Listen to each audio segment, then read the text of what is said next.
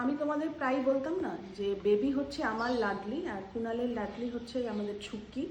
আর ছুক্কি বলতাম আগের জন্মে নিশ্চয়ই কুণালের গার্লফ্রেন্ড বা কেউ ছিল। তো কুণাল যেখানেই থাকে সেখানেই ছুক্কি, আর কুণালের দিকে না ও এক দৃষ্টি তাকিয়ে থাকে, হাঁ করে দেখে কুণালকে। কুণাল মাঝে মাঝে বলে যে কী বলছিস, সেটা কেন, তার একটা সায়েন্টিফিক ব্যাখ্যাও আছে, সেটা কুণাল তোমাদেরকে বলছে। কালকে আমি একটা ভিডিওতে দেখছিলাম। আচ্ছা আগে দেখিয়ে দিই যে এইখানে বসে আছে, আমি এখন এখানে আমরা দাঁড়িয়ে কথা তো বলছি হাঁ বলে করে দেবো। ও মুখটা ঘুরিয়ে নিল, তার আগে কিন্তু কুণালের দিকে কনস্ট্যান্ট এক দৃষ্টি আচ্ছা, তাকিয়েছিল। ওই দেখো। এই দেখো।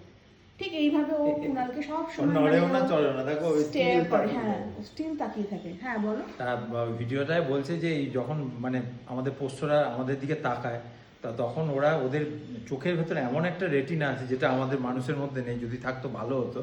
মানে ওরা না পুরো সেই পড়ে নেয়, স্ক্যান করে নেয় মানে যে mind আমি read কি করে। ভাবছি, আমি দুঃখে আছি কি কষ্টে আছি কি আনন্দে আছি। তা সেইটা ওরা এই মানে চোখ দিয়ে পড়ে নেয়, আর ওইটা ওই জন্য তাকিয়ে থাকে যে মানুষটা এখন কি ভাবছে। তা এটা Mind শুনে read করতে এটা পারে। শুনে না আমি ছুকির কথা মনে পড়ে গেল। ছুকিও তো আমার দিকে তাকিয়ে থাকে সবসময়, আর ছুকি পুরো আমার বল, হয়ে যাবে বলছি। কি কি বুঝতে পারলি? ওর মনে এখন কি চলছে?